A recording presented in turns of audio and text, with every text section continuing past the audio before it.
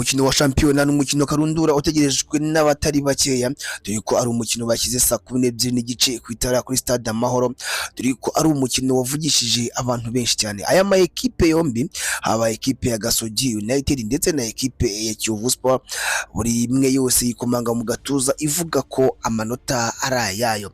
Kiyovu Sport ati twebwe tumeze neza muri iyi minsi, ati ndetse muri ekipe yacu harimo amaraso mashya, ati turabanyamugi iwacu ni Nyamirambo, iwacu ni mu Biryogo rwa Mara 40 n'ahandi, ati mwebwe Gasogi iwanyu ni mu cyaro. Gasogi nayo iti nta munsi n'umwe turahura mutavuze ibyo ngibyo, atari ko uyu munsi tugomba gutahana amanota atatu. NC mu kiganiro ejo ajyanye na radio y'igihugu yagiye abigarukaho avuga yuko ikipe ya Kiyovu Sport ifite abakinyi benshi bavuye mu ntare, ati intare nizo zibagize, nizo zabatije, ati buriya mutabafite ntago mushobora no kuba mwatera ishoti nimwe.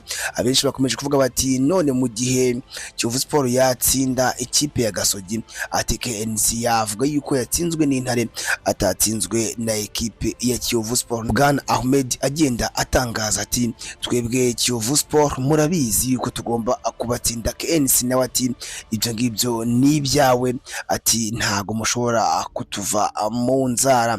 Ngira ngo ekipe ya Kiyovu Sport muri iyi minsi imeze neza, aho ifite abakinyi benshi bavuye muri ekipe cyangwa se muri akademi y'intare nk'uko byagiye bitangazwa, harimo abakinyi nka Asmani Ntwari ndetse n'aba Ismail n'abandi ubona bafite akazoza muri football. Rero ni umukino utegerejwe n'abantu benshi cyane, dore yuko ari umukino wavugishije abafana ku mpande zombi. Abafana ba Kiyovu Sport bavuga cyangwa se bemeza yuko aya manota atatu bagomba kuyatahana. KNC ati kuva nagera mu cyiciro cya mbere amakipe yose arantinya, ati ndetse buri imwe yose duhuye iba ifite ubwoba, ati rero namwe ndabizi neza yuko mu bufite, ati kandi uyu mwaka tugomba kugera kure hashoboka.